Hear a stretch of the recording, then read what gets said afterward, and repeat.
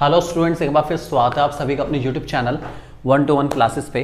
पिछली वीडियो में हमने मैक्रो इकोनॉमिक्स के सारे क्वेश्चन बहुत डिटेल मैनर में समझ लिए हैं, जो कि सैम्पल पेपर में आ रखे हैं सीबीएसई के द्वारा जो इशू करा गया है।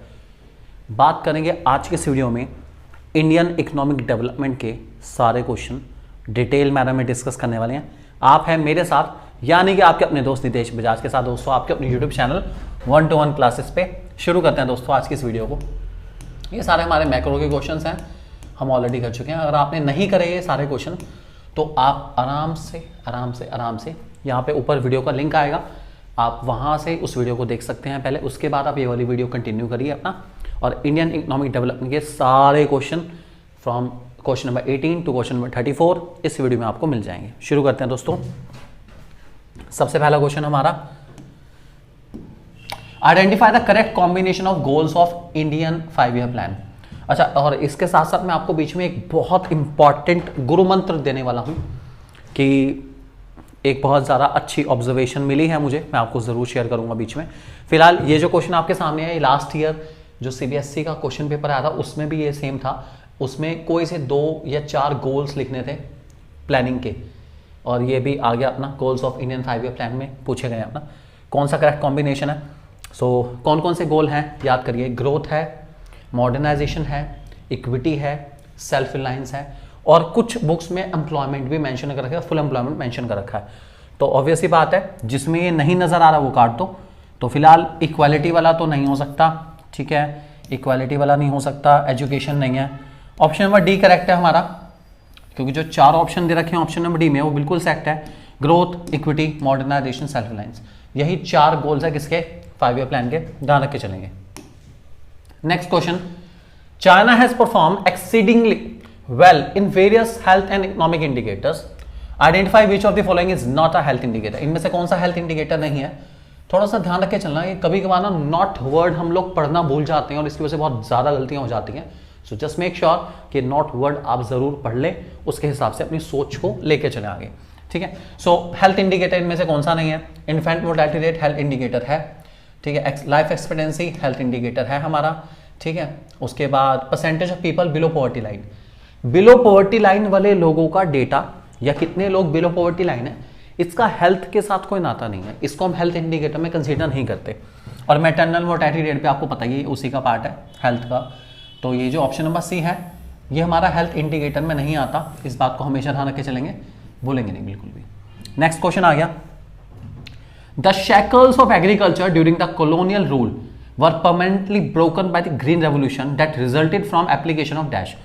शैकल्स बेसिकली मीन्स जो प्रॉब्लम थी या जो भी सिचुएशन आई थी ब्रिटिशर्स के टाइम पर, जो भी हर्डल्स आए या जो नुकसान हुआ इंडियन इकोनॉमी को ब्रिटिशर्स के टाइम पर, वो सारे के सारी चीजें उठ गई, कवर अप हो गई ग्रीन रेवोल्यूशन की वजह से, जो कि आया था किस चीज के एप्लीकेशन की वजह से। ग्रीन रेवोल्यूशन में क्या क्या चीजें अप्लाई हुई थी, HYV seeds, yes, mechanisation of agriculture, yes, chemical fertiliser and pesticide, yes, organic fertiliser and pesticide नहीं भाई, ऑर्गेनिक फर्टिलाइजर से तो हम ऊपर उठे थे, ऑर्गेनिक फर्टिलाइजर जब छोड़े थे तभी तो केमिकल फर्टिलाइजर पे आए थे।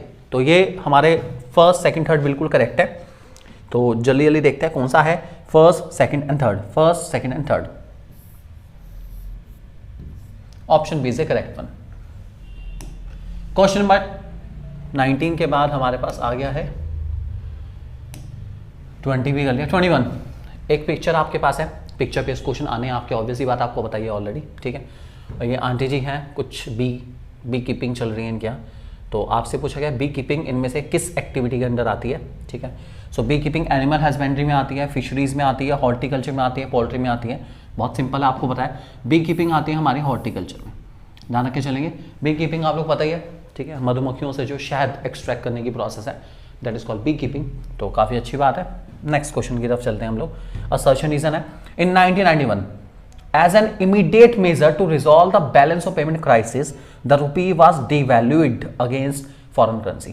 ये तो बिल्कुल ठीक है। 1991 में आप लोगों ने इस बात का जिक्र भी सुना है कि रुपये की वैल्यू को जानबूझ के सरकार ने डीवैल्यू करा था। अभी डीवैल्यू होता क्या है वो बता देता हूँ। जब गवर्नमेंट अपने देश की करेंसी की वैल्यू को गिराती है, जानबूझ के गिराती है, इसको डिवैल्यूएशन कहते हैं, और इसका मेन पर्पस होता है एक्सपोर्ट को बढ़ाना, ठीक है, यही इसका मेन पर्पस होता है, या अपने रिजर्व्स को बढ़ा देना, ये उसका मेन पर्पस होता है। इसलिए गवर्नमेंट जानबूझ के अपनी करेंसी की वैल्यू को गिराती है ताकि फॉरेन वाले लोग हमारी कंट्री में ज़्यादा से ज़्यादा आए। ध्यान रख के चलेंगे इस बात को, ठीक है। सो असर्शन तो ठीक है, बिल्कुल नो प्रॉब्लम। रीजन है devaluation of currency was eminent. Eminent का मतलब होता है प्रख्यात, कहते हैं इसको हम लोग सिंपल भाषा में, अच्छा तरीका मान लीजिए आप, मशहूर तरीका मान लीजिए आप, ठीक है। टू रिप्लेनिश, रिप्लेनिश का मतलब होता है टू रिफिल। डेट्रोइटेड मतलब बर्बाद हो चुका या जो गिर रहा है, ठीक है, खत्म हो चुका है एक तरीके से। तो जो खत्म हो चुका है, ठीक है, जो एम्प्टी हो चुका है, फॉरेन एक्सचेंज रिजर्व ये कहना चाह रहे हैं कि डिवैल्यूएशन ऑफ करेंसी बहुत अच्छा तरीका था, ठीक है, रिफिल करने का। जो फॉरेन एक्सचेंज रिजर्व एम्प्टी हो चुके थे उसको भरने का एक बहुत अच्छा तरीका था। मतलब इससे हमारे फॉरेन एक्सचेंज रिजर्व भर रहे थे या भर जाएंगे, ये सोच के सरकार ने करा। अभी मैंने आपको बताया कि डिवैल्यूएशन करने का मेन ऑब्जेक्टिव यही होता है कि अपने एक्सपोर्ट्स को बढ़ाएं या फिर अपनी फॉरेन एक्सचेंज रिजर्व को बढ़ाने की कोशिश करें via through trade. Basically trade करके हम लोग अपने फॉरेन एक्सचेंज रिजर्व को बढ़ाने की कोशिश करते हैं। तो रीजन बिल्कुल ठीक है यार, डिवैल्यूएशन का मेन पर्पस यही है कि आप अपने फॉरेन एक्सचेंज रिजर्व को क्या कर पाएं, बढ़ा पाएं, उसको दोबारा से रिफिल कर पाएं। तो रीजन बिल्कुल करेक्ट है, बहुत अच्छा है रीजन है और बिल्कुल करेक्ट है। इसलिए मैं जाऊंगा ए के फेवर में कि असर्शन रीजन बिल्कुल करेक्ट है और रीजन बहुत अच्छे से इसको एक्सप्लेन करा, बहुत अच्छे से, मजा ही आ गया रीजन पढ़ के। Question number 23, under dash in China farmers and industrial units were required to buy and sell fixed quantity of input and output on the basis of prices fixed by the government and the rest were purchased and sold at a market price। ये आप लोग सुन भी चुके हैं कि दो तरह का सिस्टम चल रहा था चाइना में, दो तरह की प्राइसिंग चल रही थी। एक वो सामान, मतलब जो सामान है, एक रेट वो था जिस पे आगे इंडस्ट्रियल यूनिट्स को बेचा जाएगा सामान, और एक वो रेट था जिस रेट पर आगे कंज्यूमर को बेचा जाएगा सामान। दोनों डिफरेंशिएशन चल रहे थे, ठीक है। सो इस पॉलिसी को क्या कहते हैं हम लोग? इस पॉलिसी का नाम है बच्चों, आप लोगों को पता ही है क्या, इसका नाम कम्यून सिस्टम है, जीएलएफ है, great political and cultural revolution है, डुअल प्राइसिंग है। इसका नाम है डुअल प्राइसिंग। अच्छा क्वेश्चन है, आने के चांसेस हैं। ये जो डुअल प्राइसिंग है इसका जिक्र बहुत ज़्यादा बोल्ड वर्ड्स में तो नहीं है हमारे इंडिया पाकिस्तान चाइना वाले चैप्टर में, डेवलपमेंट एक्सपीरियंस चैप्टर में, लेकिन हाँ टॉपिक अच्छा है। और बहुत सारे ऐसे टॉपिक हैं जो कि बुक में बहुत डिटेल में नहीं है, लेकिन हाँ कुछ गहराइयाँ बुक ने अपने आप में समेट रखी हैं। So just go through it, go through the NCERT well. Only this is a way to score full marks in Indian economic development, don't forget. Next, micro credit programme that is self help group होता है ना, इसमें SHG आप लोगों ने सुना ही है, ठीक है, जिसमें बहुत सारी औरतें अपना थोड़ा थोड़ा पैसा जो वो कमाती हैं, 10 रुपये, 20 रुपये, 50 रुपये डेली बेसिस पे कलेक्ट करती हैं और उसके बाद जिसको नीड पड़ती है उसको दे दिए जाते हैं। सेल्फ हेल्प ग्रुप अपना, उसी को हम लोग माइक्रो क्रेडिट प्रोग्राम भी कहते हैं, आप लोग जानते हैं, ठीक है। Is ensuring an overall development of rural economy as they are. Okay, कैसे माइक्रो क्रेडिट प्रोग्राम एक बहुत इंपॉर्टेंट रोल प्ले कर रहे हैं गाँव के विकास में, कैसे, ठीक है। पहला इन्होंने बताया वो फाइनेंशियल सपोर्ट देते हैं, हाँ जी देते हैं। वुमेन एम्पावरमेंट को प्रमोट करते हैं, हाँ जी, क्योंकि वो जनरली वुमेन्स के द्वारा ही रन करे जाते हैं, जनरली, ठीक है, सिर्फ वुमेन के द्वारा नहीं, जनरली वुमेन के द्वारा रन करे जाते हैं। और ये reach of formal credit system है, ये फॉर्मल सिस्टम है उधार का, हाँ जी फॉर्मल है बिल्कुल, सरकार के द्वारा रजिस्टर्ड होते हैं सेल्फ हेल्प ग्रुप ये वाले, या सरकार के कनेक्टिविटी में रहते हैं, तो बिल्कुल फॉर्मल सिस्टम है, सही है बिल्कुल अपना, तीनों ठीक है। तो इट मीन्स इसका सही आंसर कौन सा होना चाहिए? First, second and third, option number D is the correct answer, don't forget. Next, dash may be defined as a measure of extent of demographic profile in the social and political decision making. Okay, जब एक country की बात करते हैं हम लोग और demographic participation के अलावा, अब ये डेमोग्राफिक पार्टिसिपेशन मीन्स कि पॉपुलेशन तो है, पॉपुलेशन के लिविंग स्टैंडर्ड, ये सब चीज़ें तो हमने देख ली। इसके अलावा कौन कौन से ऐसे इंडिकेटर्स हैं या उन इंडिकेटर्स को क्या कहते हैं जिसके बेस पर एक कंट्री के ओवरऑल जजमेंट होता है। सिर्फ डेमोग्राफिक नहीं देखना, मतलब वहाँ पे हेल्थ स्टेटस कैसा है, इनफैंट मोर्टेलिटी रेट कैसा है, मैटरनल मोर्टेलिटी रेट कैसा है, लाइफ एक्सपेक्टेंसी कैसी है, ये सब के अलावा और क्या क्या चीज़ें देखी जाती हैं जो कि सोशल और पॉलिटिकल डिसीजन मेकिंग में बहुत हेल्प करती हैं। मतलब लोगों का किस तरीके से कंट्री को चलाने में उनका रोल कितना अहम है, इस बात को चेक करने को हम क्या कहते हैं? क्या ये हमारा इकोनॉमिक इंडिकेटर है? नहीं। क्या हमारा हेल्थ इंडिकेटर है? नहीं, हेल्थ तो हमारा पता ही दिया मैंने, डेमोग्राफी में ही आता है कि हमारा डेमोग्राफिक इंडिकेटर है। नहीं, डेमोग्राफिक तो खुद ही मना करना है कि डेमोग्राफिक के अलावा जिसमें social and political decision making हो, इसको हम लोग कहते हैं लिबर्टी इंडिकेटर। और ये काफी इंपॉर्टेंट है, ये भी हमारे India Pakistan China development experience वाले चैप्टर में एंड के पार्ट में थोड़ा सा डिस्कस करा गया, अच्छा है। और HDI रैंकिंग इन सारे इंडिकेटर्स जो लिबर्टी इंडिकेटर है उसको भी कंसीडर करने के बाद दी जाती है, ध्यान रखे चलेंगे इस बात को। Question number 26 again statement based question है। The nature of unemployment problem in India is unifaceted. Uni means single type. तो इंडिया में जो अनएम्प्लॉयमेंट है क्या वो सिंगल टाइप का है, मतलब एक ही तरह का अनएम्प्लॉयमेंट होता है इंडिया के अंदर? नहीं यार, इंडिया में तो मल्टी फेसेटेड है, मतलब बहुत टाइप का है भाई। 3-4 तो मैं नाम गिनवा दूंगा जो बहुत इंपॉर्टेंट भी है। डिसगाइज अनएम्प्लॉयमेंट कितना इंपॉर्टेंट है, सीजन अनएम्प्लॉयमेंट कितना इंपॉर्टेंट है, ओपन अनएम्प्लॉयमेंट कितना ओपन। तो ये सारे हैं यार हमारे पास, काफी सारे हैं और भी बहुत तरह के हैं अपना, ठीक है। एजुकेटेड भी हैं हमारे पास और टेक्नोलॉजिकल भी है, तो बहुत सारे हैं हमारे पास, ठीक है। तो पहला स्टेटमेंट तो हमारा गलत हो गया भाई, sorry, this statement is wrong. Okay, worker population ratio is an indicator use for analysing the employment situation in country. Worker population ratio से पता चल जाता है कि देश में कितना एम्प्लॉयमेंट है और कितना अनएम्प्लॉयमेंट है। हाँ, बात तो सही है यार, ये तो बात ठीक है बिल्कुल, ये स्टेटमेंट मुझे सही लगी, ठीक है। इट मीन स्टेटमेंट 1 तो फॉल्स है लेकिन 2 वाली ट्रू है। सो ये इसका आंसर आएगा। नेक्स्ट हमारा, from the set of events given the column first and second corresponding to column second choose the correct pair of statement. आपको करेक्ट पेयर बताना है कौन से वाला है। Adoption of mix economy system, the common development policy of India and China. Mix economy system common था India और China में? नहीं, इंडिया और पाकिस्तान में कॉमन था, चाइना ने तो बाद में अडॉप्ट करा है। उसके बाद introduction of economic reforms in China impose by World Bank. हाँ, ये तो है ही नहीं बिल्कुल भी, बताता हूं इसके बारे में। चाइना वो कंट्री थी जिसने इकोनॉमिक रिफॉर्म्स अपनी मर्जी से लिए थे, जबकि इंडिया और पाकिस्तान पर ये इकोनॉमिक रिफॉर्म्स थोपे गए थे। LPG पॉलिसीज जबरदस्ती इंप्लीमेंट करी गई थी। वर्ल्ड बैंक ने धमकी दी थी कि भैया जो तुम्हारी हालत चल रही है ना, LPG पॉलिसी अपना लो, नहीं तो तुम्हारा, समझ गए ना, बस। तो ये तो नहीं हो सकता बिल्कुल भी। सो भाई ये तो नहीं है, ये भी नहीं है। Great leap forward campaign focus on massive industrialisation. Great leap forward campaign जो कि 1958 में आया था, उसका मेन फोकस था चाइना के इंडस्ट्रियलाइजेशन को प्रमोट करना। और यहाँ पे भी कुछ ये लिखा है यार, ये सही लिखा है यार, बिल्कुल यार, ये तो सही है बिल्कुल। डी वाला देखते हैं। First 5 year plan of Pakistan 1953 में आया? नहीं, पाकिस्तान का फर्स्ट 5 ईयर 1956 में आया था। ये भी गलत हो गया, इसका मतलब सी वाला ऑप्शन बिल्कुल करेक्ट है, ध्यान रख के चलेंगे इस बात को। सो इंडिया पाकिस्तान चाइना वाले चैप्टर से आपके सामने काफी सारे क्वेश्चन आ रहे हैं। So this chapter is quite important for you all. सो बहुत अच्छे से करो ये वाला चैप्टर, 8 मार्क्स का आने वाला है यार।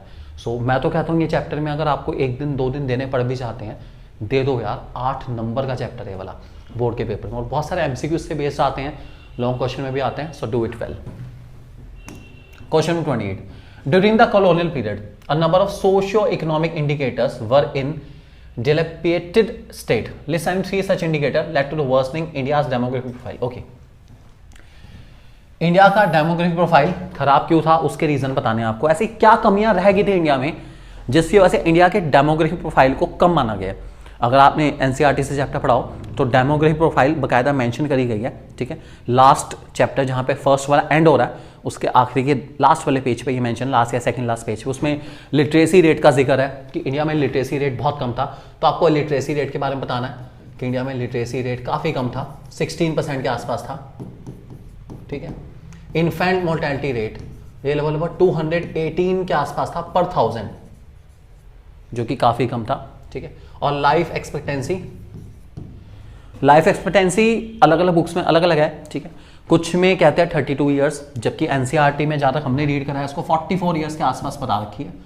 कुछ बुक में 32 भी लिखी हुई है, एक बार चेक कर लेंगे इसको, we need to check it again, ठीक है। सो ये दिखा रहे हैं कि इंडिया बहुत ज़्यादा डेमोग्राफिक प्रोफाइल में बहुत लो था, क्योंकि लिटरेसी नहीं है, ऊपर से हेल्थ स्टेटस बहुत ख़राब है लोगों के, और लाइफ एक्सपेक्टेंसी बहुत ज़्यादा नहीं है। सो ये सब आपको इसमें लिखने पड़ेंगे बाकायदा रीजन, ध्यान रख के चलेंगे इस बात को।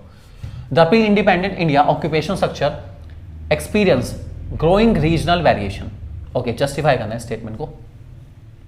Pre independent India's occupation structure, India का ऑक्यूपेशन स्ट्रक्चर बताना आपको कैसा था, आप लोग जानते हैं इस बात को बहुत अच्छे से, ठीक है। और बहुत सिंपल टॉपिक है एग्रीकल्चर का चैप्टर का हमारा।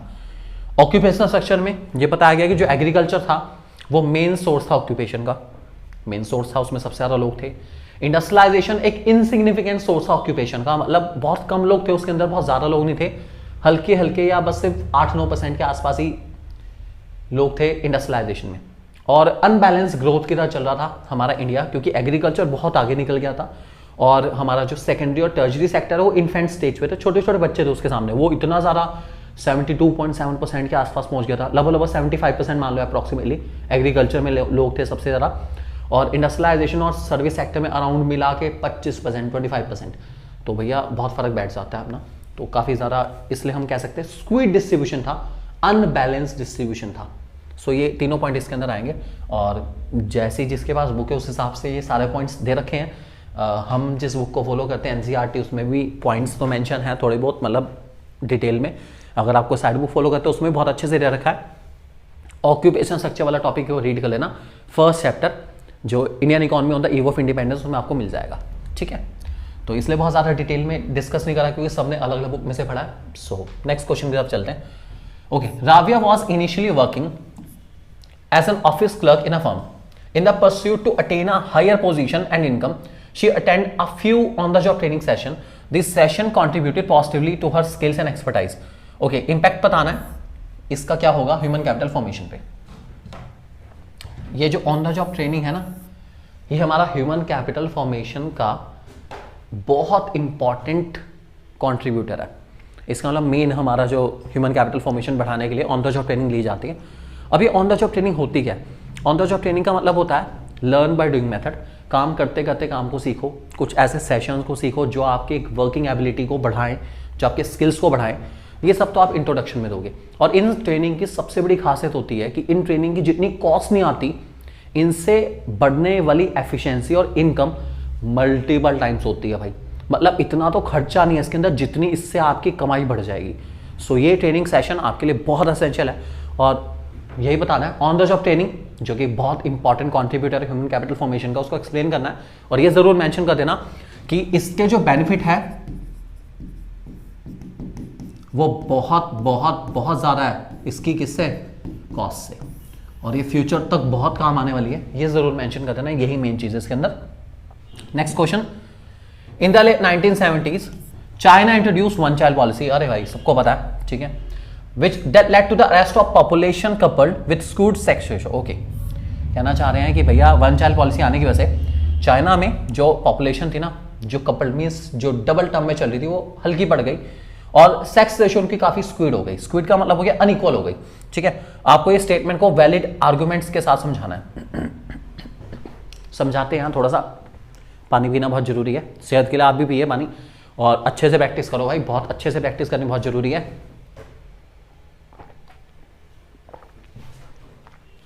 और वीडियो अच्छी लग रही है तो यार प्लीज़ वीडियो को लाइक ज़रूर करना, चैनल को सब्सक्राइब जरूर करना, शेयर करना मत भूलना अपने दोस्तों के साथ। चलिए जानते हैं क्या है।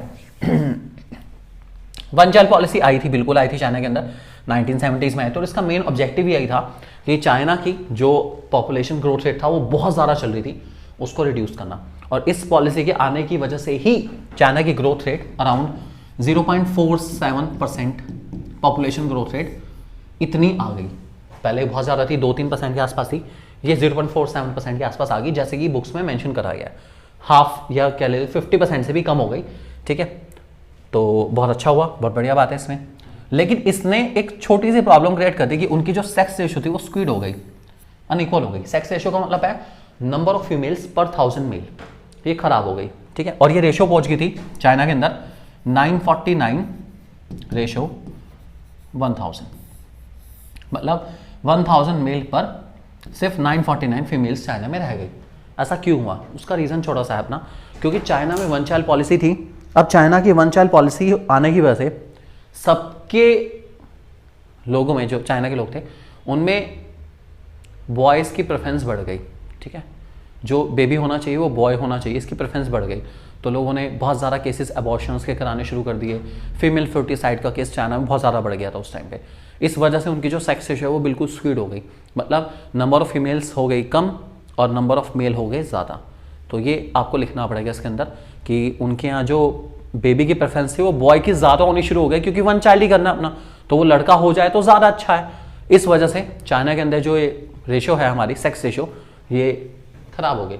और चाइना के अंदर वैसे भी आपको पता ही है, उनकी टेक्निक, उनकी टेक्नोलॉजी काफ़ी एडवांस है अपना, और उनके यहाँ वैसे भी ये जेंडर को डिटरमाइन करने वाले जो टेस्ट वगैरह होते हैं वो मने नहीं है बिल्कुल भी। हमारे यहाँ तो मना है अपना, उनके यहाँ ज़्यादा अलाउड है। नेक्स्ट क्वेश्चन, क्वेश्चन नंबर 31 बता रखा है आपको, state and elaborate whether the following statements are true और false with valid arguments. Okay, देखते हैं। Agriculture marketing is a process that ensure the transportation of various agriculture commodities only. सिर्फ transportation? क्या agriculture marketing में सिर्फ transportation होता है only? नहीं भाई नहीं, गलत। एग्रीकल्चर मार्केटिंग तो बहुत बड़ी टर्म है। इसमें तो सबसे पहले गुड्स को प्रोड्यूस करा जाएगा, उसके बाद उसको प्रोक्योर करा जाएगा, उसके बाद उसको हम बहुत सारी प्रोसेस के थ्रू लेके चलेंगे, ठीक है। और बहुत सारा इसके अंदर वेयर हाउस भी आता है, इसके अंदर स्टोर भी करा जाएगा, उसको पैकेज करा जाएगा, ग्रेड करा जाएगा, बहुत कुछ होता है। सिर्फ ट्रांसपोर्टेशन थोड़ी ना होता है, इसमें तो बहुत सारे काम होते हैं। तो इसलिए ये तो आंसर हमारा है फॉल्स, कि ट्रांसपोर्टेशन नहीं होता, बल्कि पैकेजिंग, ग्रेडिंग, असेंबलिंग, एसिमुलेशन सब कुछ होता है, बहुत सारी एक्टिविटीज होती है। अगला, Jan Dhan Yojana has been a crucial step for financial resource mobilisation in the Indian economy. Jan Dhan योजना एक बहुत अच्छा तरीका था जिससे फाइनेंशियल रिसोर्स मोबिलाइज मीन्स एक तरह से छोटे छोटे लोगों से या people with low level of income, उनसे पैसा इकट्ठा होके एक जगह लाया जा सके। तो ये था, बिल्कुल था। जन धन योजना आपको पता ही है, एक ऐसी स्कीम गवर्नमेंट के द्वारा जो चलाई गई थी, जिसका मेन पर्पस था कि जीरो बैलेंस या जीरो बैंक बैलेंस के साथ आपका बैंक अकाउंट खोलना, तो हर गरीब इंसान भी जुड़ पाया। और देखो कितनी बड़ी बात है, आज आपने सुना ही होगा अपना कि इंडिया जो है वो ई कैश पे बहुत ज़्यादा डिपेंड है। सब्जी वाले से लेके आज के टाइम में कह सकते हैं एक बैगर तक के पास भी स्कैनर है अपना, जिससे वो पेमेंट ले सकता है अपना। सो ये इसीलिए हो पाया क्योंकि हर इंसान का आज के टाइम में बैंक अकाउंट है। बैंक अकाउंट है तभी तो ये सारी सुविधाएं चल रही है। आप किसी सब्जी वाले को, रेडी वाले को, चाट टिक्की किसी वाले को भी पेमेंट कर सकते हैं ऑनलाइन अपना, हर इंसान का, रिक्शा वाले को भी, इवन सबका है अकाउंट। तो ये सब हुआ जन धन योजना की वजह से, ध्यान रख के चलेंगे। फाइनली इसके नीचे बी पार्ट है, और वाला भी है आपके सामने। Since independence government has been playing an important role in generating employment directly और इनडायरेक्टली डिस्कस। ओके, ठीक है। ये वाला जो क्वेश्चन है हमारा बी वाला, ये अभी मैं जस्ट कुछ दिन पहले डिस्कस भी कर रहा था बच्चों के साथ। काफ़ी अच्छा क्वेश्चन है कि गवर्नमेंट क्या क्या ऐसा करती है जिससे डायरेक्टली एम्प्लॉयमेंट जनरेट होता है और इनडायरेक्टली भी एम्प्लॉयमेंट जनरेट होता है। अब डायरेक्टली जनरेट करने के लिए गवर्नमेंट क्या कर सकती है भाई? गवर्नमेंट की इतनी सारी स्कीम्स चल रही हैं, मनरेगा, SGSY, सब स्कीम वगैरह के थ्रू एम्प्लॉयमेंट जनरेट करने की कोशिश करती है। इनडायरेक्टली कैसे करती है वो सुन लो। इनडायरेक्टली करने का तरीका है प्राइवेट सेक्टर को टैक्स में रिबेट देना, सब्सिडीज देना। अगर प्राइवेट सेक्टर को उन सब चीज़ों में सब्सिडी मिलनी शुरू हो जाती है, वो अपनी प्रोडक्शन कैपेसिटी को इंप्रूव करेंगे। अगर वो प्रोडक्शन कैपेसिटी इंप्रूव करते हैं तो प्रोडक्शन कैपेसिटी इंप्रूव करने के लिए वो ज़्यादा से ज़्यादा लोगों को एम्प्लॉय कर पाएंगे, और इससे क्या जनरेट होगा? एम्प्लॉयमेंट जनरेट होगा। ठीक है, हम एक्सपोर्ट पे सब्सिडी दे रहे हैं, हम एक्सपोर्ट को प्रमोट कर रहे हैं। अगर हमारे देश से एक्सपोर्ट प्रमोट होता है तो हमें अपना प्रोडक्शन बढ़ाना पड़ेगा। प्रोडक्शन बढ़ाने के लिए हमें ज़्यादा से लेबर चाहिए, और लेबर ज़्यादा चाहिए तो इसका मतलब एम्प्लॉयमेंट भी ज़्यादा जनरेट होगा। इस बात को ध्यान रख के चलेंगे। ये इनडायरेक्ट मैनर में हम क्या जनरेट करें? एम्प्लॉयमेंट जनरेट करें, डोंट फॉरगेट। क्वेश्चन नंबर 32 आपके सामने आ गया है। ठीक है, एक पिक्चर है, बहुत बढ़िया पिक्चर है यार। लोग फॉर्मल सेक्टर से जा रहे हैं किसकी तरफ? इनफॉर्मल सेक्टर की तरफ। इनफॉर्मल में होगी भीड़ इकट्ठी और फॉर्मल में रह गए 3-4 लोग। ओहो, क्या दिक्कत आ रही भाई? तो ये इंडिया फिलहाल एम्प्लॉयमेंट सिचुएशन ये है हमारे यहाँ। तो आपको बताना है सिचुएशन क्या डिपिक्ट कर रही है भाई? ये सिचुएशन डिपिक्ट कर रही है, ध्यान से सुनना। ये जो प्रोसेस है कि फॉर्मल सेक्टर से इनफॉर्मल सेक्टर की तरफ शिफ्ट होने वाली जो प्रोसेस है, इसको कहा जाता है इनफॉर्मलाइजेशन। ध्यान रख के चलेंगे।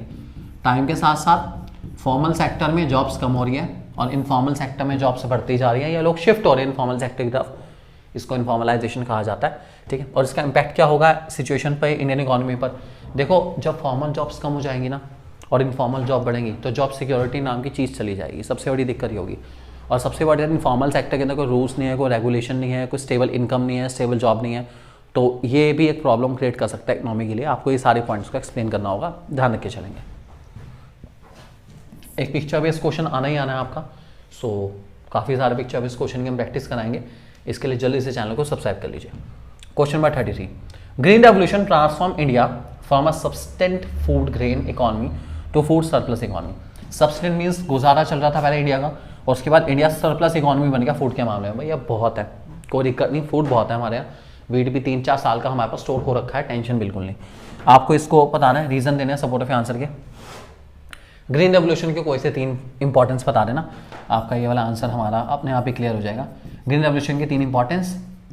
ग्रीन रेवोल्यूशन ने इंडिया को ऑब्वियस ही बात है प्रोडक्शन बढ़ा दिया, प्रोडक्टिविटी बढ़ा दी लैंड की, मल्टीपल क्रॉपिंग का ऑप्शन दिया, जिसकी वजह से इंडिया सेल्फ डिपेंडेंट बन गया, सेल्फ सफिशिएंट हो गया फूड ग्रेन्स के मामले में।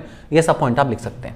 इन order to protect domestic industries India followed the regime of restriction on import. Import पर हमने बहुत सारी रेस्ट्रिक्शन लगा रखी थी, कौन कौन सी है बता दो भाई, कोई भी बता दो यार जो आपको अच्छी लगे। तो इंपोर्ट पर हमने क्या क्या रेस्ट्रिक्शन लगा रखी थी, हमने एक सिस्टम बना रखा था। टैरिफ नॉन टैरिफ बैरियर बता सकते हो आप इसके अंदर, आप लोगों ने सुना ही होगा, tariff and non tariff barrier, ये दोनों की रेस्ट्रिक्शन ही थी हमारी, जो कि फॉरेन ट्रेड के ऊपर लगी हुई थी, और ये काफ़ी इंपॉर्टेंट टॉपिक है। ठीक है, टैरिफ मतलब टैक्सेस, आपने टैक्स लगा दिया, और नॉन टैरिफ में आपने रख दिया कोटा कि भैया बाहर से जो माल आएगा वो लिमिट में आएगा, उससे ज़्यादा नहीं आएगा बिल्कुल भी। ठीक है, सो आपको लिमिट रखनी पड़ेगी, एक साल में एक ही चीज़ आनी है, 5 ही मशीनें आनी है, लिमिट है। इसको लाया गया था ताकि इंपोर्ट हद से ज़्यादा ना हो। सो ये काफ़ी कॉमन टॉपिक है, tariff non tariff barriers, you know very well, ये इसमें लिखा जाएगा। फाइनली इसी में और के बाद भी कुछ क्वेश्चन है हमारे।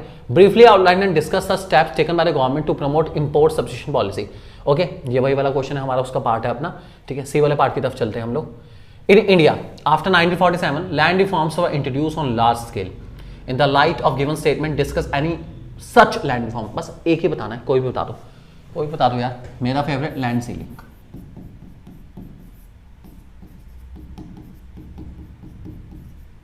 सीलिंग ऑन लैंड होल्डिंग, मतलब एक लिमिट लगा दी गई। हर इंसान के पास जो लैंड होल्डिंग है उसकी एक लिमिट होगी।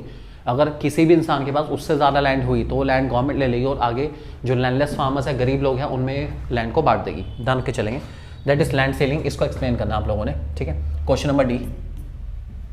इन the post reform period the government of India decide to retain profit making PSU. It provides special status to PSU to enable them expand the global market. Do you agree with this statement? Yes. कि भैया जो अच्छी चल रही थी सरकार की, आपने वो डेफिनेशन पढ़ी प्राइवेटाइजेशन की, कि सरकार ने जो इंडस्ट्रीज बिल्कुल अच्छी नहीं चल रही थी वो सारी की सारी प्राइवेट सेक्टर को दे दी, और जो अच्छी चल रही थी या जिनके ऊपर सरकार को लगता था ये रिकवर कर सकती हैं, रिवाइव कर सकती हैं, वो सारी की सारी सरकार ने रिटेन करी। ठीक है, और इस प्रोसेस का नाम भी दिया गया। तो ये नाम बता देता हूँ आपको क्या है। जो ये रिटेन करी थी उनको एक स्टेटस दिया गया था, वो आपको पता ही है, नवरत्ना की कैटेगरीज में उनको डाला गया था। महारत्ना, मिनी रत्ना, नवरत्ना, ये सारा स्टेटस दिया गया था ताकि उनको अच्छे से ग्लोबल एक्सपोजर मिल पाए। सरकार फोकस भी ज़्यादा करेगी, स्पेशल स्टेटस दिया गया था, इसको आपको लिखना होगा। क्वेश्चन नंबर 34 में आपके पास केस स्टडी वाला क्वेश्चन है अपना। ठीक है, इसको पूरा रीड करेंगे आराम से अपना, कोई दिक्कत नहीं। फिलहाल सस्टेनेबल डेवलपमेंट की डेफिनेशन सबको बताइए। Sustainable development simply means fulfilling the needs of present generation without harming the needs of future generation. ठीक है, बढ़िया है भाई, टॉपिक तो बढ़िया अपना। तो अगर इसको अच्छे से लिखना हो एक आंसर बढ़िया वाला, तो कैसे लिख सकते हैं बताता हूं आपको, ध्यान से लिखेंगे। Sustainable development. ठीक है, सस्टेन फोकस करता है कि ये चीज टिकी रहनी चाहिए। एबल योग्य है डेवलपमेंट, एक ऐसा डेवलपमेंट जो लंबे टाइम तक टिका रहे। इसमें हम लोग अपनी नीड्स पूरी करेंगे, लेकिन इस तरीके से पूरी करेंगे कि फ्यूचर वालों के लिए कुछ बच भी जाए। ठीक है, तो आप इसको लिख सकते हैं इस मैनर में, ध्यान रख के चलेंगे। उसके बाद briefly elaborate any 2 reasons behind the objective of green growth being set up by the Indian government. ये जो ग्रीन ग्रोथ है, गवर्नमेंट बड़ा फोकस कर रही है इस पर, क्यों कर रही है उसके रीजन देखते हैं अपना। यहाँ बताता हूँ आपको, आप आराम से रीड कर सकते हैं। द गवर्नमेंट हैज, ओके एक काम करते हैं, हाईलाइट ना लेते हैं। The government has accelerated the pace of green growth as India is facing the grave reality of depleting natural resources, limited supply of water, mineral and fossil fuel. Okay, सबसे पहला तो रीजन दे दिया इन्होंने ये वाला कि इंडिया अपने आप में जो है ये इशू को फेस कर रहा है, इसलिए गवर्नमेंट बहुत ज़्यादा फोकस करिए ग्रीन ग्रोथ पे। हमारे यहाँ फेस कर रहा है, बहुत ज़्यादा रियलिटी चल रही है इस टाइम, नेचुरल रिसोर्सेज कम होते जा रहे हैं, वाटर सप्लाई कम होती जा रही है, मिनरल फॉसिल फ्यूल सब कुछ कम होते जा रहे हैं, इसलिए तो हमें बहुत ज़्यादा फोकस करना पड़ेगा ग्रीन ग्रोथ पे, ध्यान रख के चलेंगे। ठीक है, आगे ये तो हो गया हमारा पहला रीजन। दूसरा रीजन देखो अपना, in the bid to counter the climate threat, दूसरा हो गया क्लाइमेट थ्रेट।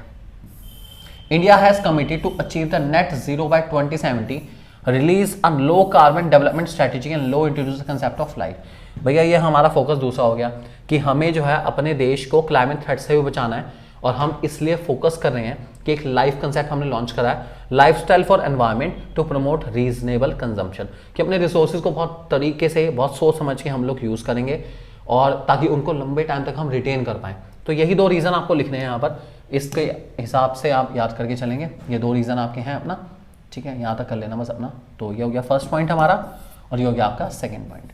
तो जनरली जो हमारा ये केस स्टडी वाला क्वेश्चन रहता है वो बहुत इजी होता है आइडेंटिफाई करना, दिक्कत नहीं आएगी आपको आइडेंटिफाई करने में। और फिर भी अगर कोई दिक्कत आती है तो आपका अपना यूट्यूब चैनल 1-to-1 क्लासेस हमेशा आपकी सेवा में हाजिर था, हाजिर है, हाजिर रहेगा। Thank you very much for watching this video. I just hope you like the video, so don't forget to like it, subscribe it and share the channel as much as you can. अपने दोस्तों को बताइए, video को भी share करिए, channel को भी बताइए, सबको, जितने दोस्त हैं सबको बताओ, जल्दी से फटाफट सब लोग सब्सक्राइब करेंगे आपका अपना YouTube channel 1-to-1 classes. Thank you very much and God bless you all. और इसके अलावा और अमेजिंग सैम्पल पेपर्स के लिए आप हमारी ऐप 1-to-1 क्लासेस ऐप को डाउनलोड कर सकते हैं, जिसका लिंक आपको डिस्क्रिप्शन में मिल जाएगा। Thank you very much and God bless you all.